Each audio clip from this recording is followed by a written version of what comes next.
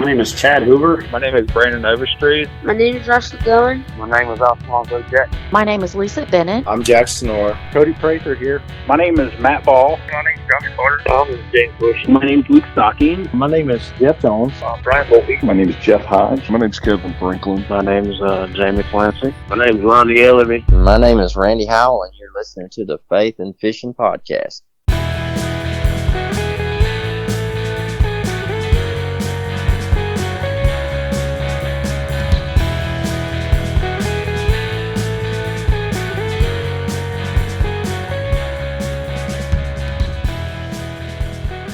Hey y'all, welcome back to the Faith and Fishing Podcast. I'm your host Cam, and I am excited to bring you another episode, this time with Jon Workman of 153 Baits.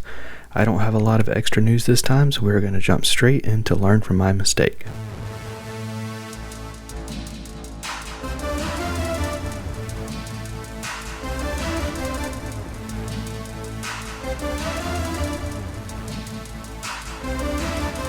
Learn from my mistake. Alright, let's talk life jackets, or PFDs. Something you may not know when you're first getting into kayak fishing or fishing from any kind of watercraft is how expensive PFDs are. I certainly didn't, and when I walked up to the wall of PFDs at the sports shop in my hometown, I was a little overwhelmed and just found the cheapest life jacket I could find, which was $70. I was floored to pay $70 for one of these things. Now, there were a lot of mistakes that I made here. One was not doing any kind of research or shopping around. I could have found better life jackets for cheaper than that, and it would have been more comfortable. Another mistake I made was that I didn't try it on before I bought it.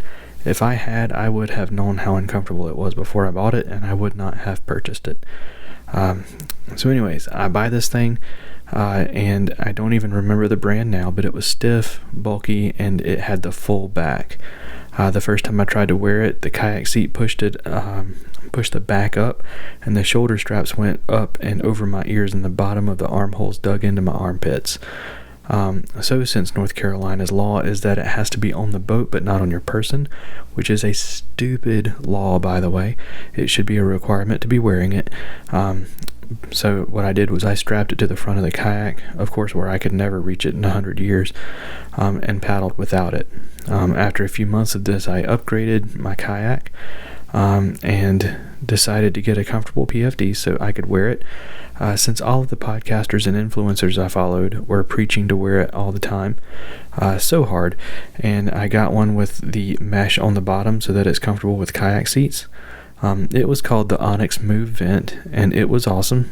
It was cheaper than my original one, and I still have it. I just don't use it anymore because, well, my belly made it hard to wear it. So I ended up with the Chinook from NRS. I figured since I had to get a new one to fit, I would get one that had all the extra features of the Chinook, which was on the product spotlight a little while ago. So make sure you check that episode out. But yeah, so make sure that you're wearing your PFD. Buy one that is comfortable so that you will actually wear it. Try it on to make sure it's comfortable. And don't overpay for one that is too uncomfortable. Savior Outdoors means peace of mind out on the water. Savior makes retrieval devices for fishing rods, bow fishing bows, action cams, and more, so when you drop your gear in the water, you can get it back, meaning that you don't have to panic when your gear goes in the drink. Check out SaviorOutdoors.com, that's SAVUR Outdoors.com, to learn more and to try them for yourselves. And since you're a Faith and Fishing listener, you'll get 15% off of your purchase whenever you use promo code FNFP15. Alright, normally the product spotlight would go here, but we're doing things a little different today because our guest is going to be helping me out with our product spotlight. This episode we get to talk with Jon Workman of 153 Baits. Now you'll hear me talk more about them in a little bit, but 153 Baits have become my go-to for square bills, soft plastics, and I'm looking forward to trying some of their other baits. Jon and I worked on getting an interview scheduled for quite a while before we made it happen, with things going on his end, and then my wife and I having a baby on my end. So I was super excited to finally be able to make this happen. Jon's story is almost along the lines of a modern day Job story. He's been through a lot, and he could have the attitude of God did this to me, but instead has the attitude of This happened and God was there for me as I was going through it, and he helped me through it. He's definitely an inspiration, and I'm excited for you to hear his story, so I'm going to shut up now and get into the interview. Jade's Jigs, based out of Southwest Missouri, make finesse jigs without the lead. Jade's Jigs are made with an eco-friendly tin bismuth alloy that weighs less than lead, meaning you can get the same water displacement and profile size with less weight on your finesse presentation for the fish to feel. Jade's Jigs offers a variety of styles, including Ned heads, finesse EWG heads, and skirted finesse jigs, and they are ready to ship, so you get the custom quality without the custom weight. If all of that wasn't enough, they flat out catch fish. Head on over to jadesjigs.com, that's JADESJIGS.com, to see what they have to offer, and since you are a Faith and Fishing listener, you can use promo code FNF10 to save 10% on your order. Jon, man, welcome to the show. Hey, man, thanks. Glad to be here. Absolutely. So to get us started off, man, go ahead and introduce yourself to our listeners. Tell us a little bit about you and who Jon Workman is. Well, as you stated, Jon Workman, one of three owners of the 153 Baits at 153baits.com. It kind of started out last year of a buddy and I out fishing, and we got the harebrained idea that, hey, we can start a company and do this.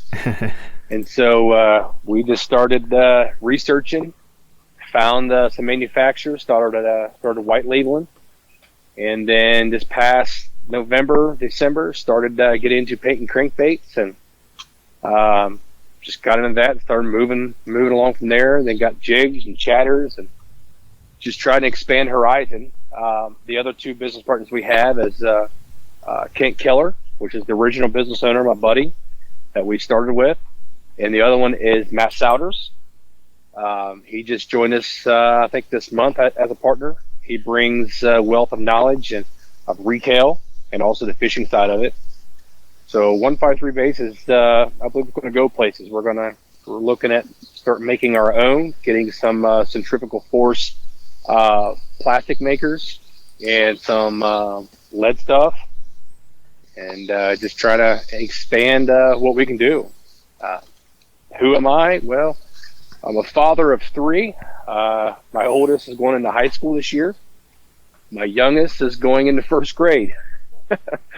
And married 16 years. My day job is I'm a full-time pastor. Pastor a church in Troy, Ohio. And we own a daycare.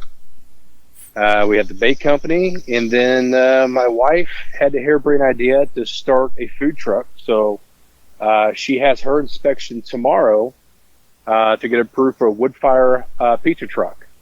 Awesome. So we're pretty stoked about that. But, heck yeah. Yeah, man. That's me in a nutshell. That's awesome. So normally this is done outside of the interview, but since you're here with us, we're going to we always do a segment called Product Spotlight, and we are going to kind of just shine the spotlight on 153 Baits.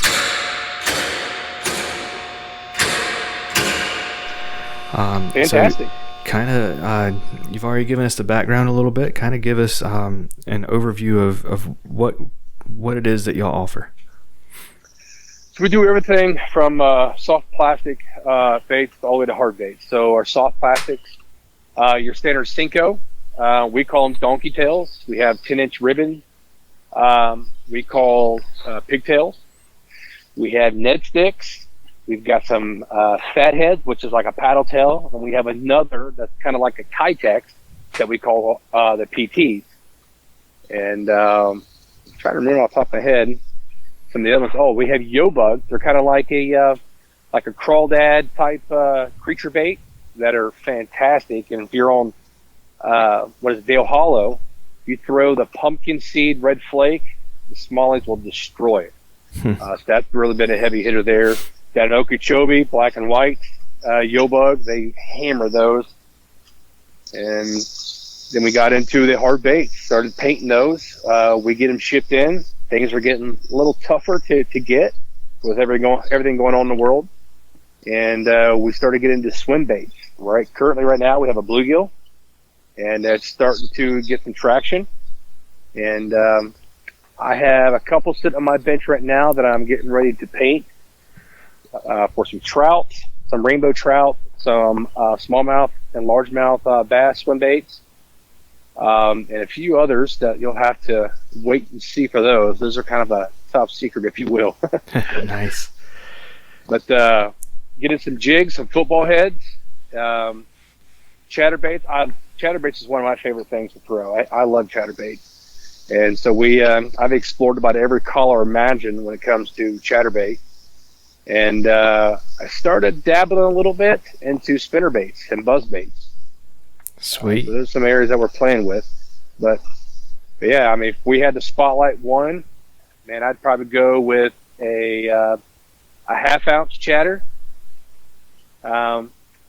which we call Quake, and with a Pro Chartreuse skirt, which is like that old school rubber, and trim the skirt up a little bit. If you flip them over to where the hook is up and the grass is down, or the skirt is down rather, and you trim it straight across, when you flip it back over, it gives it a tapered look, almost like a back end of a fish, how it tapers to the tail.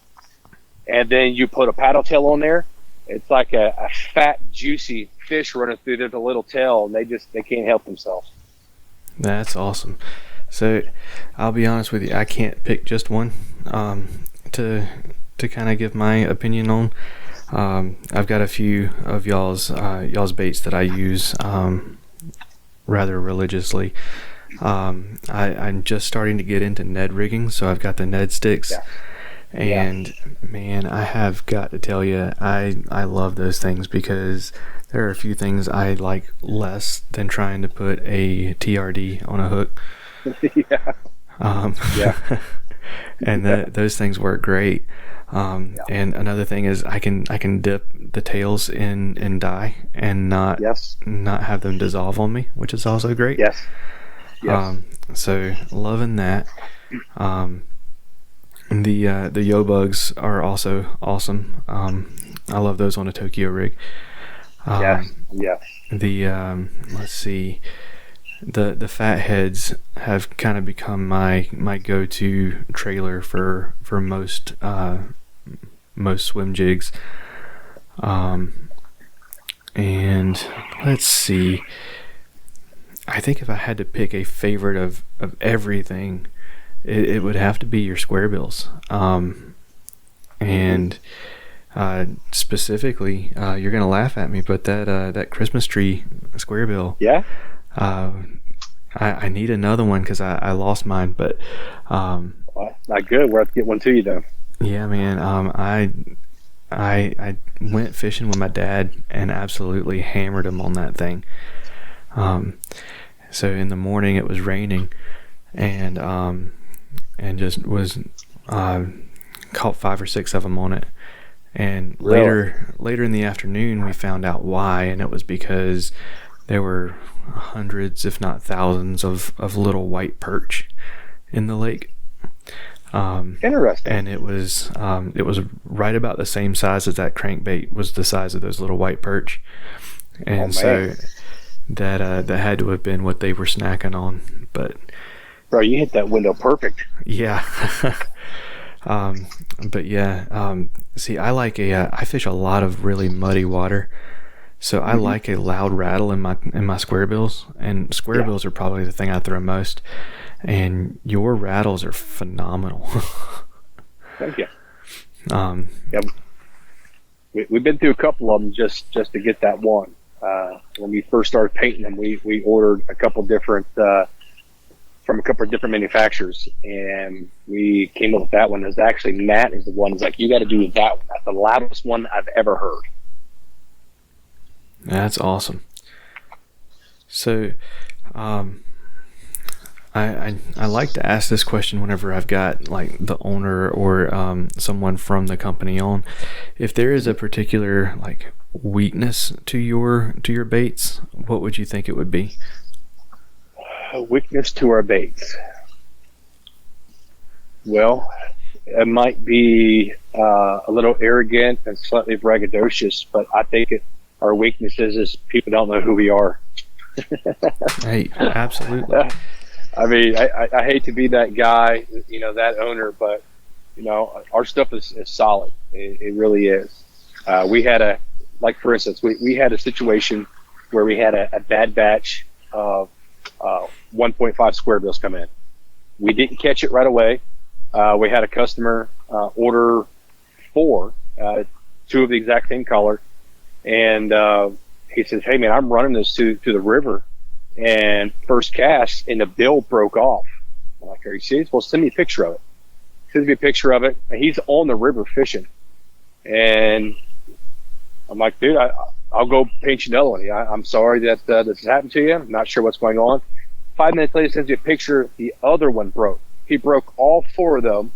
I think it was like in a 30-minute window. Well, here we kind of find out the bills, when we got them in from this other company, they weren't glued properly, and the bills were snapping at the seam. So we replaced every single one of them and put him ahead of everybody else because it was one of our negligence. But that's I guess it's a default per se, because I guess we didn't test them all. Right. But that was one of the issues, and we did mitigate that pretty quick. And one of our other flaws right now is shipping, getting stuff out in a timely manner, because it's just me. Like I said, with me pastoring, and we have a daycare we own, and my wife's starting a food truck. I'm also a part-time police officer for the city of Troy as the auxiliary, and I have the bait company. So things are tough. So I get backed up quite a bit because of the amount of orders that do come in. So that is one huge flaw that we have. I hear you. Man, you are a busy man. Definitely don't let no grass grow. That's for sure. I heard that. How much blood have you and your customers spilled because of those vector hooks? Oh man, it is. I have learned probably about after the 20th or 30th hook how to put them on without bleeding. It was bad. It was really bad. And then my son, he's 11, and he started helping me. He got stuck one time, not past the barb, but to the barb. And he's like, "I'm done." So. I hear you. Yeah, I caught one under my fingernail the first time I used it. That's not doesn't feel good. No. Yeah, I actually keep super glue on my bench now. When I do get hooked, I hurry up and super glue it so they don't bleed all over everything. I hear you. That's awesome. So tell us about the name of 153 Baits. Where does that come from? So 153 Baits. It actually started from my son. Him and I were kicking around an idea to do a YouTube channel because that's what we wanted to do. At this time, about 3 months after that time, I just came back from a few weeks in Israel doing a biblical tour and some studies over there. And I was at the Sea of Galilee on the north end of it. And our guy began to bring out in the scripture, it talks about how Jesus came to the men in the boat and said, "Cast your net on the other side." And I'm just going to completely paraphrase. I'm not going to dive really deep into the theology of it. But, we've been out all night, he said. He said, "Well, push your boat out, throw it on the other side." So they did. And it always confused me of how a man could walk up to these men in the boat that are professional fishermen and say, "Hey, you need to go out and push your net on the other side." And they say, "Well, we've been out all night, we caught nothing. But nonetheless, we will." You won't find that today. But then they go out there and catch all these fish that the boat begins to sink, and these other boats start to come out to help them. And then when they get back to land, Jesus is standing there, and they get out of the boat worshiping him, and say, "Take us with you," this, that, and the other. So they walked away from a professional career of fishing to follow Jesus. And it always baffled me. So when we was in Israel, the guide was telling us the scripture story just as I did. He's like, but did you know that they caught 153 fish? I'm like, nah, no, they didn't. He's like, yeah. I'm like, show me the scripture, because I've never seen that. You know, even though I'm a pastor, I don't know everything in the scriptures. I don't ever claim to. But I've never read that, and I know that story quite well. And he's like, yeah. So I pulled out my Bible, and he told me what to go to. I went to it. I'm like, you got to be kidding me. There it is. They caught 153 fish. And he looked at me and says, do you know why they fell on their face, began to worship Jesus, and began to follow him after a professional career fisherman? I was like, it's a question I've always asked. He said, because of the number 153. I'm like, what do you mean the number 153? And that's how he said it, not 153, but 153. He said, because when you break down the numbers, 1 to 5 to 3, and the 100 and the 50 to 3, break it down in Hebrew, all the numbers break down to letters.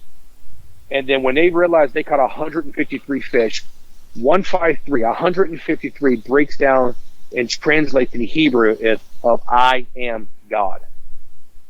Oh, wow. And I was just blown away, like, you've got to be kidding. Are you serious? And so, of course, me being a guy that I am, I had to go do my own research to figure it out. And sure enough, the Hebrew, it actually says I am G, uppercase G, lowercase d, because O is not actually in their alphabet. But yeah, it translates that I am God. And I was just blown away. So I was telling my son about it. And the spring, he's like, we want to start a YouTube channel, Dad. Will you help us? I'm like, sure. What do you want to do? Well, you made that story you told us about 153, 153 fish. I'm like, yeah, bud. He's like, let's call it the 153 anglers. I'm like, buddy, let's do it.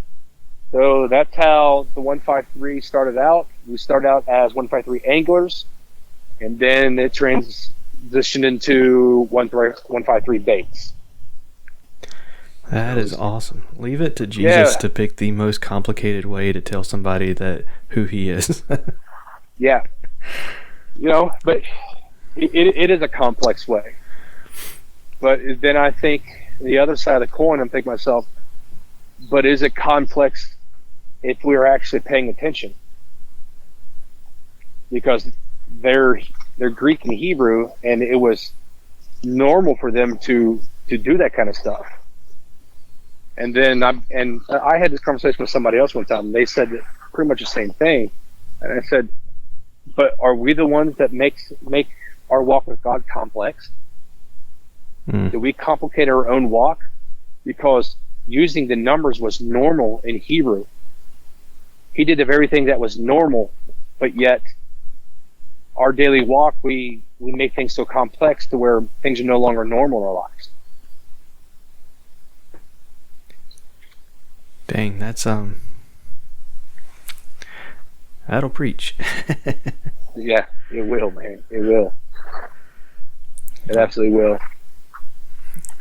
All right, man. So while we're talking about the scriptures and stuff, kind of give us in a nutshell what it is that you believe in, and what brought you to believe that. What's your faith story? My faith story. So I've been pastor now for almost 6 years. End of October. My father was a pastor before that for about 25 years. So I've been in ministerial family or atmosphere my entire life. My great grandfather was a pastor, so it's kind of just been in our family. Been through several different types of adversity in my life, but kind of the aha moment. I was in college. I was at Bible college, and I had a situation where I was valeting cars downtown Indianapolis, and I had a drunken homeless man come up to me. And at this point in college, I wasn't sure if I wanted to stay in a ministry, stay in church. I wasn't sure at all. And I questioned so many things in my life, because I don't know if our listeners are familiar with being in a ministry, but it is a tough life. It is a tough, lack of better words, a job. And it's tough on the family. It's very taxing of your time and your energy and everything. So I was unsure if I wanted to follow in the footsteps of my grandfather and my father. And so downtown valeting cars at Morton Steakhouse, and this drunken homeless dude walked up, and I did what any 19-year-old kid would do. He tried to get the drunken homeless man to break dance for you, so he could fall on his face. So that's what I did. He walked up to me. I tried to get him to dance. And it's the truth, man. I tried to get him to dance, and I looked down at the podium that I was leaning on, and I looked up, and I had khakis on. I had a red polo shirt. It said Town Park logo, no name tag, no nothing. And that guy, when I looked up, looked at me and pointed his finger in my face, and the smell of alcohol left. He stood straight up. He looked at me in my eyes and pointed his finger in my face, and he said, "Jonathan Workman, I have called you to preach my word." I'm like, what? I put my head down. It's like, what's going on? And I looked up, and that dude was gone. Nowhere to be found. Yeah, bro, you want to talk about a come to Jesus moment. And I was like, yeah, all right, God, I hear you. I hear you. Let's do this. And so fast forward to 10 years later, married, got 2 kids, and wife has a miscarriage. A few months later, I was in March, and then a few months later, in that July, I think it was July 7th, I had my first heart attack. Then 3 months later, wife had another miscarriage. This time we actually got to hear the heartbeat and everything. So we decided after that miscarriage we were going to wait. At the time, I owned a gun shop. I had a Class 7. I was able to manufacture firearms, ammunition, and we was able to do a lot of really cool stuff. And the first 7 months I was in business, I did just under $800,000 in sales and gross sales. The second year, I didn't do over 170,000 gross sales for the entire 12 months. I didn't understand why. That was one of the reasons why I had a heart attack in that time. Then the wife had a miscarriage, so I lost my business. That December, we decided to close doors. I just didn't want the stress of it no more. Ended up getting a job at UPS as a supervisor. Long story short, fast forward to that summer, my wife got pregnant again, but now that our youngest daughter, Joni, and almost lost her. She had to take some special medication.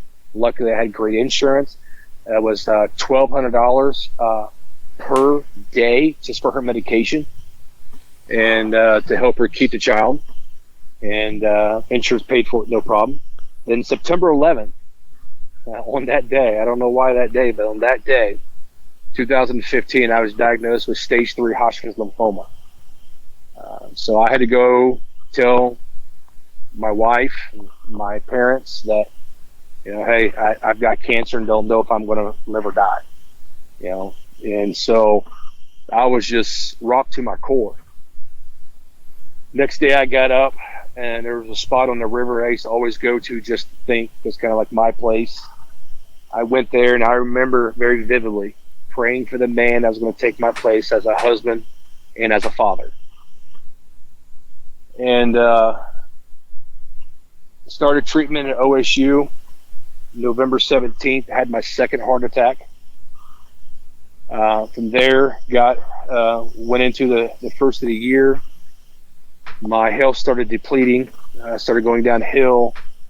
I'll just spare you the details. Just a lot of things just unraveling very quickly with my health. Skin pigmentation, heart palpitations, nerve damage, just a lot of issues. Got into February.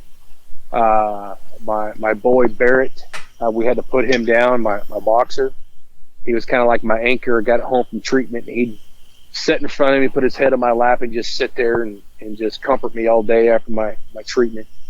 And had to put him down at the beginning of February. And then at the end of February, my wife went in labor with our youngest child.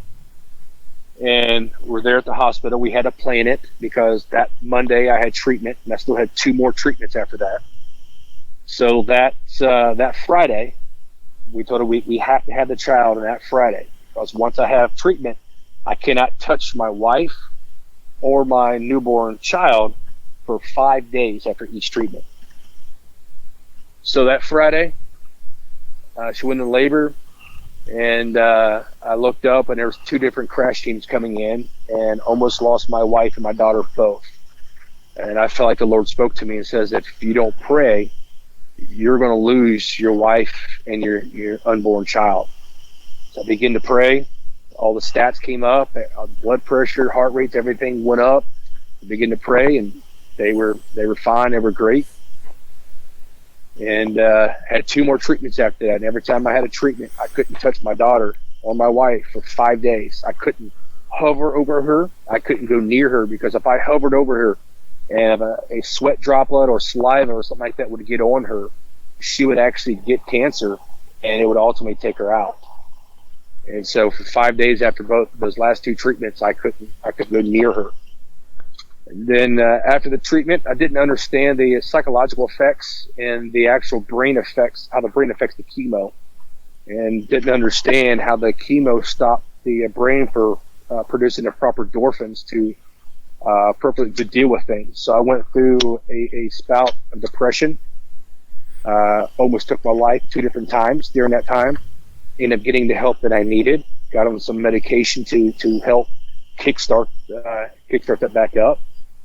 And so everything's going great. Go back for a checkup, only to find out that, hey, we're going to have to take out your thyroid because we think you have papillary cancer. I'm like, you got to be kidding me. You know, I just went through 6 months of chemo, had a heart attack, almost lost my wife and my child, and now you're going to take out my thyroid? So we went in, and they were only supposed to take half of it out. And they went in there. They found a sticky substance wrapped around the nerve to my voice box. And so they had to remove all of it.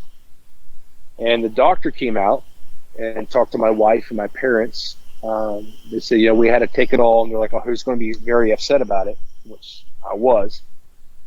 And the doctor of the OSU told my wife and my parents that if he would have not have taken that sticky substance off my voice box, that it would have made its way into my voice box and it would have took my voice. The doctor tells my wife and my parents that God used my hands to heal your son so he could tell others what God has done for him. Because I would have lost my voice, never to be able to talk, never be able to speak ever again. And so since that point, we've just been pushing through, making things happen. God's been doing great things. 2 years after that situation, I was involved in a serious car accident. I tore my rotator, broke my humerus, and now my whole right side, shoulder and arm and everything, all that needs replaced. And the lady didn't have enough insurance to do that, but we still give God praise for it. We just keep pushing forward, keep making things happen. And we can't give up for what God has done, what He's brought us through. So, man, you were not kidding whenever you were talking about adversity. So, how do you keep a positive outlook? How do you keep a smile on your face? Well, there's an old song that says, "Nobody told me the road would be easy, but He's brought me this far." So it's one of those things. I had a buddy, same age, wife was pregnant with their first child. He had Hodgkin's lymphoma, stage 3, and he died. 1 year after I finished my treatment, he passed away. And so I just thank God for it, because that could have been me. I prayed for the man that was going to take my place, but I believed that God was going to heal me, because here's my thought pattern. My wife was pregnant. She had 2 miscarriages beforehand. Now she's pregnant. She's had medication to help her to stay pregnant. So why would God give me something only to take me away from it? It didn't make any sense to me. So I seen my wife's pregnancy as a beacon of hope, like the children of Israel with the cloud by day and the pillar of fire by night. It is a cloud, just like the cloud the size of a man's hand over the ocean. And Elijah sent his servant up to look. It was a sign that his promise is going to stay true, that I will come through. And man, there's people out there in worse shape than I am. So who am I to say, God, how dare you? Now, he's got a lot of explaining to do when I get up there. But it's one of those things, man, that you just, each day has its own hurdles. I still have adverse effects from severe memory and memory loss issues. That's half the problem with some of the shipping stuff, because I can never remember to do that. To basic conversations, my memory would slip. To neuropathy, I have nerve damage in the right side of my neck. I can't wear a necktie no more. Pigmentation issues, heart palpitations. I mean, all these things has caused me to slow down. And believe it or not, before cancer, I was running a gun about 17, 18 hours a day, 7 days a week. It sounds like you're not too far from that now. Yeah, it comes in waves, but when I have a long day like today, today was a long day. It'll take me a few days to bounce back. I don't bounce back like I used to. I've done a few tournaments, this fishing tournaments this summer, and I'll go a day or two beforehand. And fish it, find out where I'm going to go, and then fish the day of the tournament. After that third day, you'll see pictures. First day of practice and the day of tournament. My face is all swollen. My hands are swollen. And it takes me about a week to be able to get, to bounce back from that. So it's one of those things that you just take each day, a grain of salt, thank the Lord for waking you up, face another day, because, better than the alternative. Absolutely. Yeah, so whenever you're fishing those tournaments, are you fishing from a boat or from a kayak, or what kind of tournaments? Kayak. What kind of kayak are you? I am running the Hobie PA14 with the XI3 and the Garmin fish finder. Okay. Absolutely. Yeah, I love that thing. The problem is I think it's a bass boat, and it's not, because I'm running like 14 Plano boxes and like 9 rods. So I hear you. It's tough. It's tough. I tend to carry more than I need on mine too. I think the last time I went out, I had 8 rods, and I don't have horizontal storage, so they were all sticking up behind me. Yeah. Yep.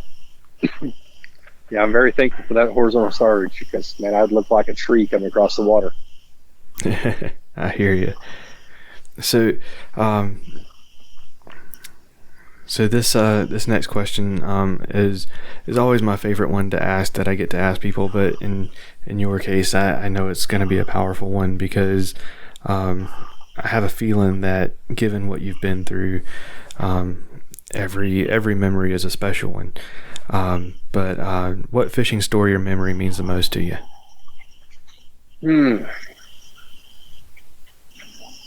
I'd say I remember the first time I ever went out on my grandfather's bass boat.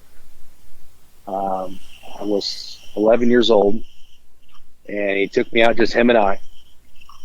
And that was the first time I ever used the old school bait casters. Yeah, nice. those round cylinder ones. And I remember the very first cast, man, I rat nest that thing to hear the kingdom come. And my grandfather was never a church man. And He never lost his cool. He never yelled, screamed, hollered. He never cursed, nothing. He just said, just bring it up here. We'll get it out. And I'll never forget that. I walked up there with my head down, and he pulled it all out, showed me how to cast it. From that point forward, man, I was hooked on bait casters. And he's deceased now from lung cancer. And the rod that he taught me, I have sitting in my my bedroom. That's awesome. He sounds an awful lot like my Grandpa Steele. Grandpa was, everyone called him a gentle giant. He was 6'4", but giant is a little bit of a stretch because he was a string bean. But as a matter of fact, if you ever watched Hee Haw, the character String Bean reminds me a lot of my Grandpa Steele. Okay, yeah. But he never ever he never lost his temper with me or my sister. And my dad puts it this way: I only saw my dad mad once, and I deserved it. Yeah. So he sounds an awful lot like my Grandpa Steele. Yeah. So whenever you're out fishing with somebody, what are you typically talking about? Oh man, that's a hard one because I'm somewhat of a loner when I go. I've been out fishing with Matt Souter and Brad Hicks. I think it was the last group. No, it was Matt Souters and I. We went together. And if memory serves me correctly, he just got a Garmin Live Scope. And so he was playing around with that. And I think we talked about that. For the most part, I'm usually a loner because with all the activities I've got going on in my life, fishing is the one place that I can mentally unplug, and I don't have to talk. I can just enjoy the quiet. And so I honestly don't really talk. So I hear you. That is awesome. It's refreshing to hear a pastor say that, because I feel you. I'm the same way. I can be outgoing. I can stand in front of a crowd and talk. Before I moved to this area, I was working as a youth pastor in little bitty old place in Deep Run, North Carolina. But but I'm like, I can be outgoing, but I'm definitely an introvert, and I'm someone who's not gonna. My dad used to introduce me to people when I was little. Say, "This is my son Cameron. He doesn't talk to people."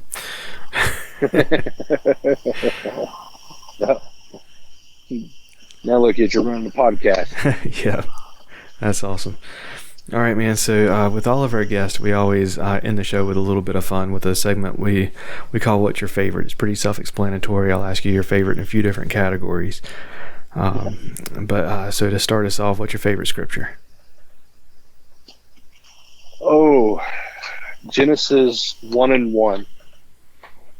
Just a few short words of the Bible. The very first few words is the first four. In the beginning, God.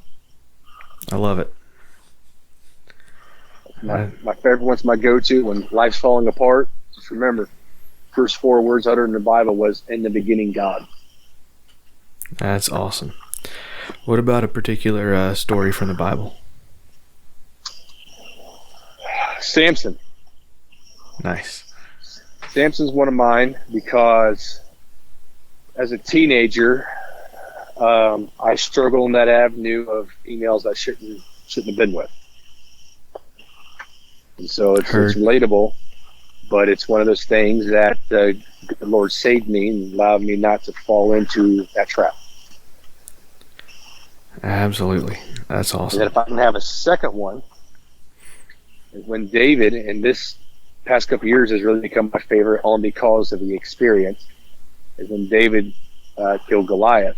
When he pulled the 5 smooth stones, that has become one of my favorite ones because I stood in the same brook in that same valley, and I now have 5 smooth stones on my bookcase from the same brook that David pulled from. Oh man, that's awesome. Yeah. All right, so what's your favorite fish to catch? Largemouth, if I'm freshwater fishing. Okay, what about saltwater? Blue marlin. Oh, nice. That's on my bucket list. The last one I caught was 11.5 feet long, 754.5 pounds. Holy cow, that's awesome. 2.5 hours, rod and reel. Man, that's longer than this room I'm in. All right, so what's your favorite fish to fish for? Favorite fish for be largemouth. I love fishing for largemouth. Absolutely. What is it? Is it the puzzle? Is it the gear? Is it the fight? What is it? Oh, it is probably the puzzle. I like to think of myself as a thinking man, slow to react, and so I feel like largemouth are the same way. They're puzzle pieces, and when all the puzzle pieces come together, everything tends to work. And so you got to constantly, I'm constantly going through my tackle box. By the end, my center pail is full between my legs there of bait that I've used and didn't catch nothing. So I think I enjoy just the fact of it. It's a giant puzzle, and that's the only thing on your mind at the time is how can you outsmart them and what is going to work. Awesome. What about your favorite fish to eat? That is a tough one. A few weeks ago I was up at Lake Erie and just had fresh walleye. That was pretty good. I hear you. I haven't had walleye yet, but I keep hearing how good it is. I'm gonna have to try it as soon as I can. Yeah, it's nice and white and flaky. Oh man, it makes my mouth water. I hear you. And what's the best way to have your walleye cooked? I'm a fat kid, bro. Deep fried. I hear you. All right, man. So I won't ask for any secret spots or GPS coordinates or anything, but what's your favorite body of water to fish? Oh, favorite body. There's a little local place here in my town that I go to all the time. It's heavily fished, and I mean heavily fished. But for whatever reason, every time I get out there, it's just peaceful. There's nothing massive there. I think the biggest I've caught there is 3.5 pounds. So nothing huge, but there's something about it. Just my favorite place to go if I'm in the kayak, if I'm bank fishing, because I'm on the auxiliary with Troy Police Department. They allow us to go out there and fish for free. If not, it's $10,000 for membership. So I go out and fish there just to bank fish and just walk around and just get lost in fishing. So, yeah. Awesome. Heck yeah. And again, I don't want you to have to give away too many secrets if you don't want to, but what's your favorite lure to throw? My favorite lure would have to be my half-ounce white quake, the chatter, with the Pro Chartreuse skirt. Then I flip it upside down, and then I trim it straight across, because when you flip it back over, the skirt is tapered. And then I put a 5-inch fathead on, white fathead. Awesome. And last but not least, man, what's your favorite time of year to fish? Favorite time? I love the transition between winter and spring. I love the spawn like anybody else, but there's just something about the color in fall. Being on the water and leaves falling, man, it's just, you can't beat it. Can't beat it. Absolutely. I'm a better fisherman in the springtime, but fall doesn't have the pollen. So yeah. Yeah. Awesome. Well, we're going to start wrapping things up, man. If you would, what you can tell us, let us know what you've got coming for you and for the 153 baits. Well, we have actually been researching, trying to find out what direction we want to go as far as the soft plastic line. We are talking about creating our own.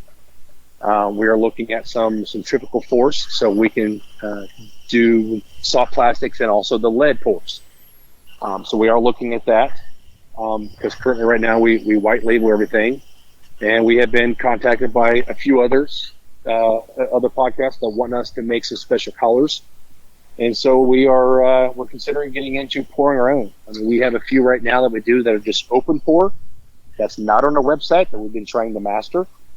But we're looking to possibly here by this time next year to get into pouring our own via centrifugal force. So what does that mean as opposed to like injection molding or whatever? Like, what's the centrifugal force part? So centrifugal force is where it spins in circles. The price difference is about $15,000. So that's why we're looking in that direction, because the price of the mold injected. So that's really the only reason why we're looking at the centrifugal force. We have looked into some like the do-it molds where you can manually push the plastic in. I'm not sure. I'm very intrigued by the centrifugal force and how it operates and works, and how we can do double duty. For sure. All right, man. And you got any supporters or sponsors, people you want to give a shout out or thank you to? Just my wife and my kids for allowing me to do the things that I love to do, and the two fellas that has jumped in this adventure with me, Kent and Matt. You guys are awesome. I greatly appreciate you guys for tolerating all my crazy ideas. And then, last but not least, but my cousin Nick, he kind of helped us in the beginning part of this, push us through. He's not technically an official owner, air quotes here, but he definitely jumps in and helps us with the marketing aspect, because him and his wife own a company, and helps us drive towards the appropriate time for seasons and stuff of that nature. So I'm very thankful for these guys that helps 153 and for my wife and kids. And to top it all off, good Lord above for giving me another day to breathe. Absolutely. And if listeners want to get in touch with you, follow you on social media, buy some baits, follow 153, how do they find you? 153baits.com. You go to the bottom of the page, find all of our social media down there. If you don't want to go that route, 153 Baits on Instagram and Facebook. Awesome. Well, Jon, thank you again for coming on the show. It's been a great one. I'm looking forward to this one coming out, man. Hey, buddy, thank you for your time. I appreciate it. Get Outdoors Pedal and Paddle in Greensboro, North Carolina offers a huge variety of kayaks, kayak accessories, stand-up paddle boards, and bikes and biking accessories from all your favorite brands like Yak Attack, Bonafide, NRS, Bending Branches, Kayak Cushion, Perception, Native, and many more. Get Outdoors offers demo days, rentals, repair and outfitting, expert rack installation, as well as courses to get you comfortable in your new boat. Check them out at shopgetoutdoors.com or stop by the shop and tell them Faith and Fishing sent you. Thank you so much to Jon for coming on the show and opening up with us about what you've been through and talking 153 Baits with us. As always, Jon's links to 153 Baits, links to all things Faith and Fishing, Save Your Outdoors, Get Outdoors Pedal and Paddle, and to Jade's Jigs will be in the show notes. That's going to do it for this episode. Thank you all for listening. Y'all take care, and God bless. Thank y'all for listening to the Faith and Fishing podcast. Be sure to give us a rating and a review if you enjoy the show. And follow the show on Instagram at Faith and Fishing Pod or at facebook.com/Faith and Fishing. Be sure to reach out to one of the amazing pastors in your community if you have questions about faith, and make sure you join the Faith and Fishing community on Facebook. Special thanks goes to Tyler Worrell, the graphic designer behind the Faith and Fishing logo. The Faith and Fishing podcast is produced by Cam Steele, and the music for the show is written, recorded, and performed by Jonathan Inthlanzy and Cam Steele. Thanks again for listening. Y'all take care, and God bless.